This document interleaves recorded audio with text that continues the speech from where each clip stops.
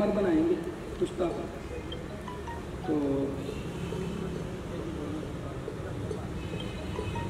मोहम्मद अब्दुल्ला सूरती तत्व की जिला पुश्ता का।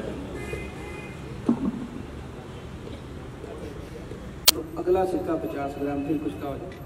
क्या बात है, गरम कर जी आप जो दूसरे नंबर का कुश्ता है उसमें से 1 ग्राम लेके तीसरे नंबर सिक्का गला के तीसरी बार फिर 1 ग्राम डालें दूसरे नंबर से, तो तीसरे नंबर का भी सिक्का कुश्ता हो जाएगा। इसी तरह आप 100 बार करेंगे तो 100 बार कुश्ता हो जाएगा। क्या बात है, क्या ये इसका म्यार है इधर ही, ठीक है ना जी। अभी इंशाल्लाह जब ये हीरा डालेंगे आप देखेंगे कि सिक्का मानद सोने की तरह 24 कैरेट सुनहरी हो जाएगी।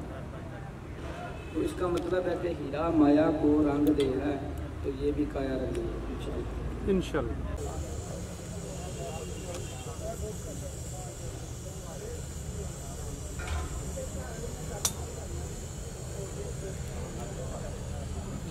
कर